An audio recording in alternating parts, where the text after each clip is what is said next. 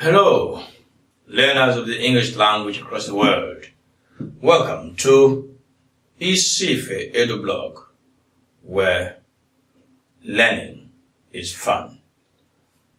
My name is Martin Ekpa, your English teacher. Today, we'll be looking at comprehension. Comprehension. Let's start from the pronunciation. Sometimes you hear teachers say comprehension.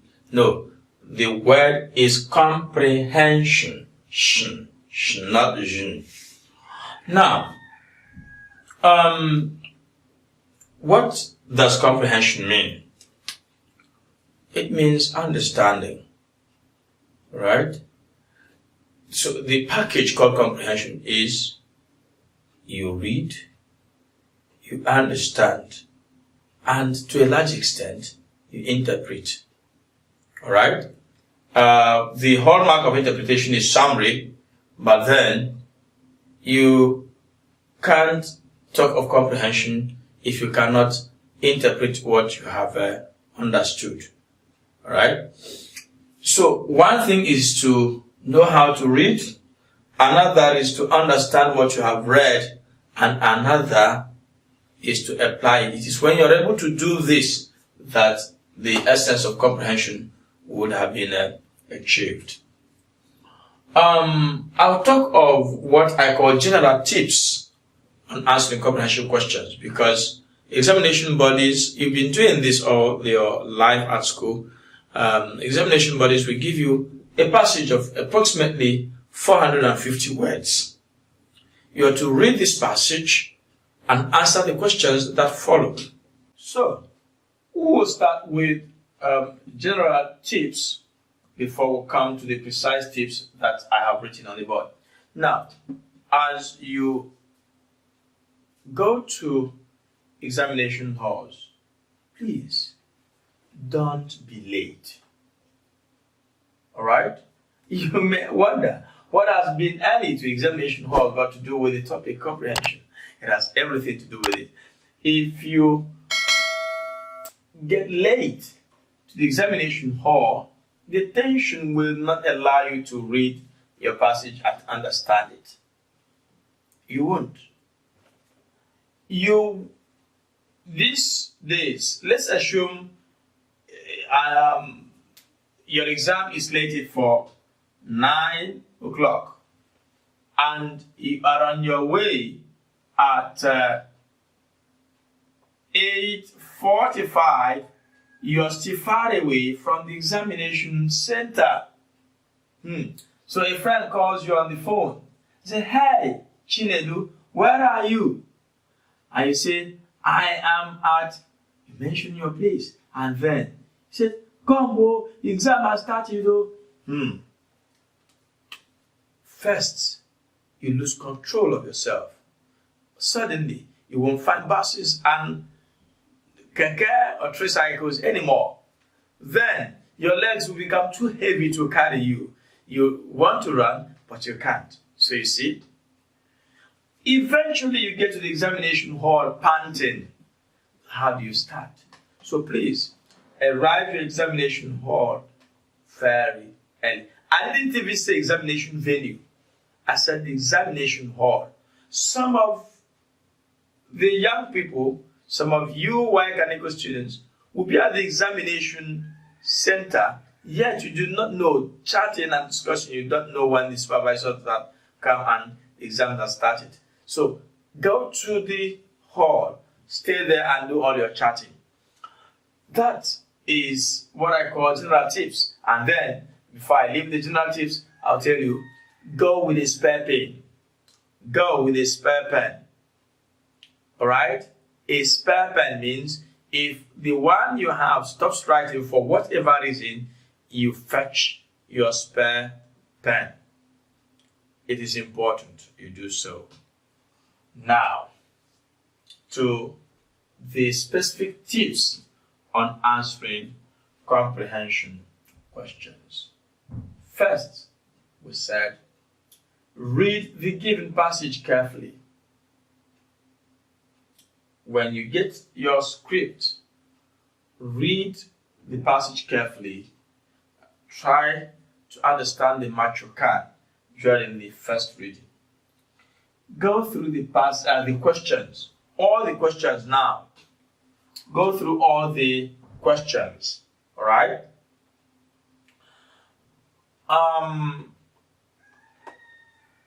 Next thing is, you know why it is important that I go through the questions? Let me tell you.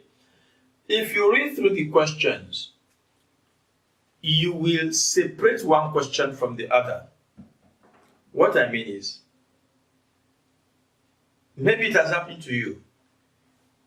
You are given a comprehension question and you answer question number 2. You have answered number 1, you answer number 2. On getting to number 5, you realize that the answer you gave for number 2 was actually the answer for number 5. You see, you begin to cancel out things. If you read all the questions, it will give you the opportunity to see similarities, that is, questions that are similar, and then you think of how to separate the answers. That's the beautiful thing about going through all the questions at once. Now, having read through the questions, you go back to the passage. We said reread the passage, this time indicating the sentences on which your answers are based. All right? For you to do this, you may use your pencil. From the questions, my answer to question number 1 is based on this sentence. Just a point, because you're not allowed to write into your question papers. Although these days, Waec combines the question papers with the answer script. So I think that rule has fizzled out. So you use your pencil to mark the sentence that carries the answer to that question. You go down until you have marked all the necessary sentences for your question. That is the essence of the second reading. Now you have read the first time, so you have a good idea of what the topic is about, or the passage is about. You've read through the questions, so you've seen the questions, know what is expected of you. Rereading is now to water down, to assimilate what you read first, and you begin to identify your answers. Then, number 3, you said, keep your answers as short as possible. This is important because a lot of times my students will say, how could I say that we should not begin a sentence with because? I do not know why people are still sticking to such rules. It's no longer valid. Because is an English word and can start a sentence. If what you need to say needs to start with because, go ahead and start with because. Now, I have something here. Do not repeat the question.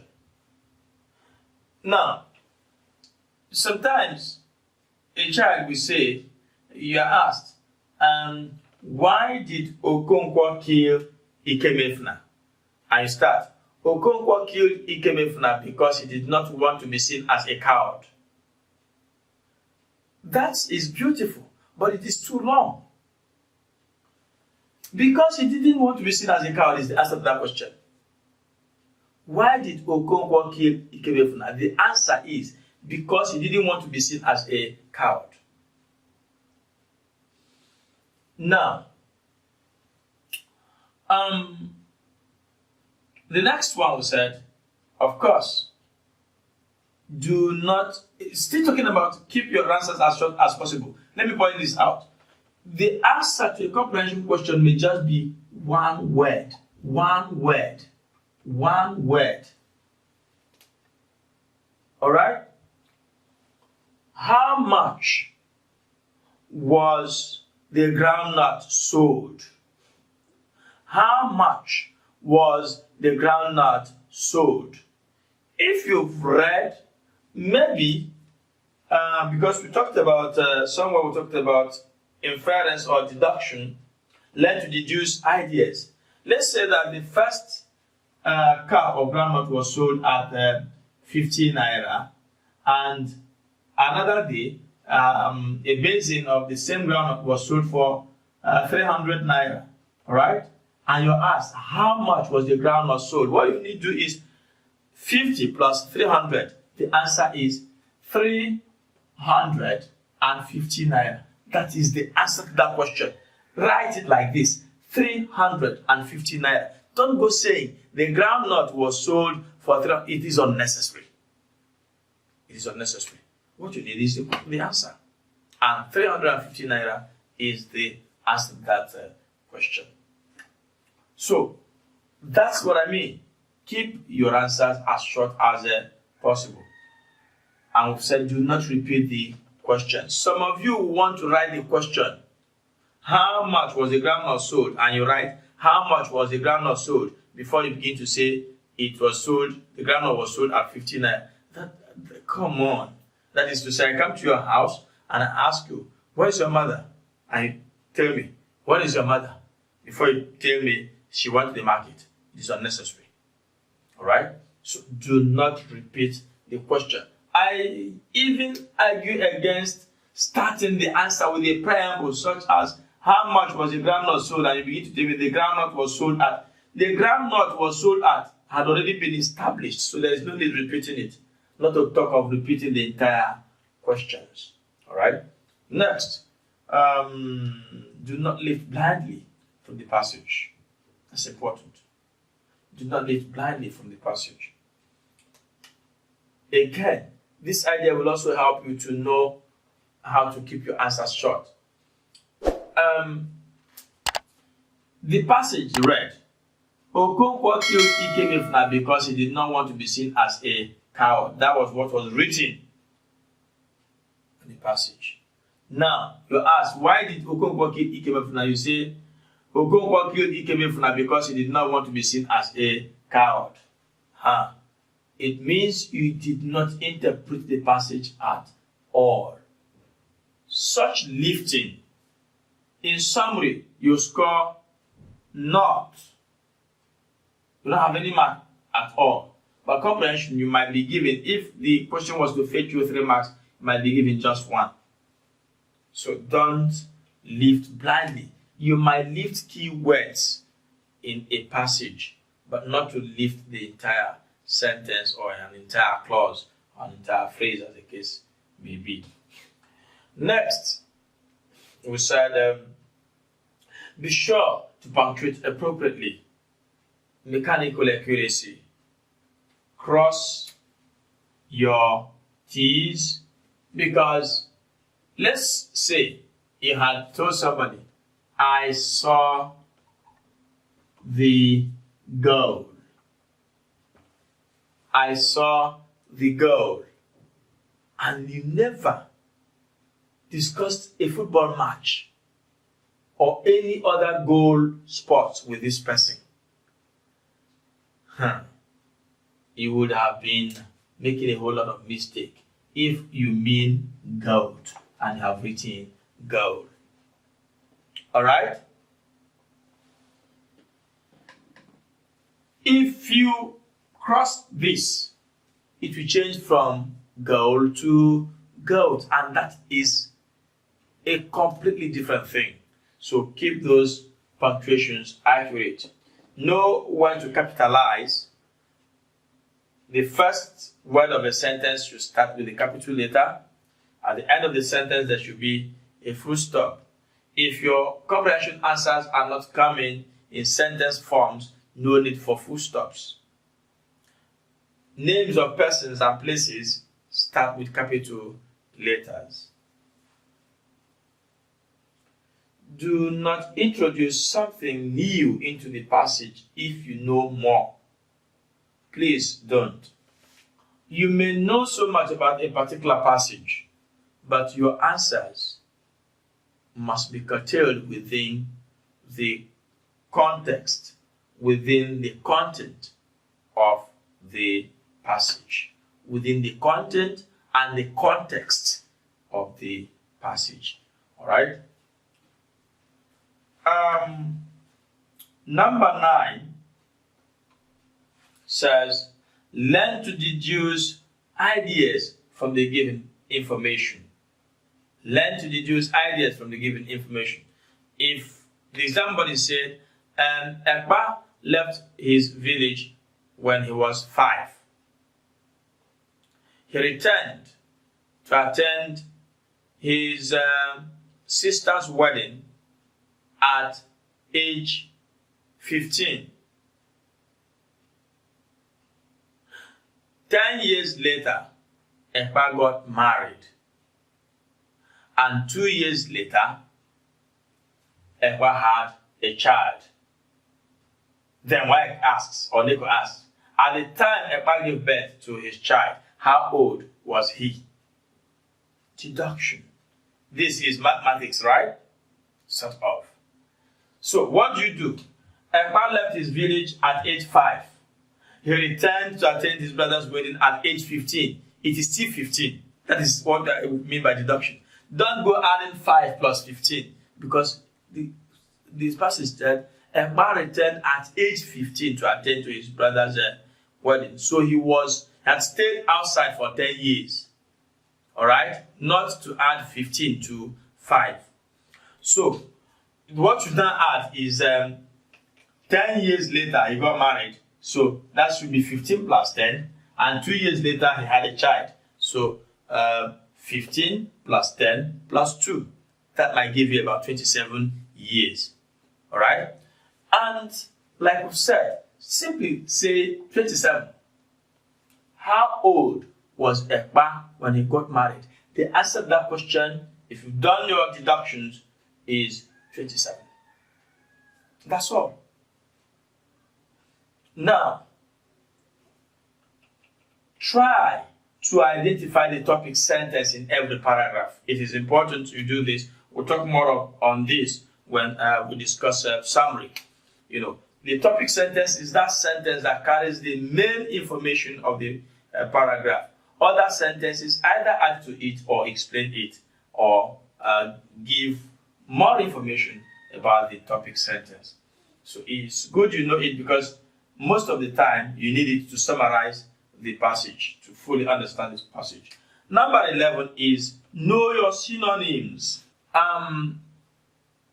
The synonym of a word is the word with which it shares the same meaning in a particular context. Alright? If you know your synonym, the tendency is that you will answer the G or H part of the question clearly, where they will ask you. In one,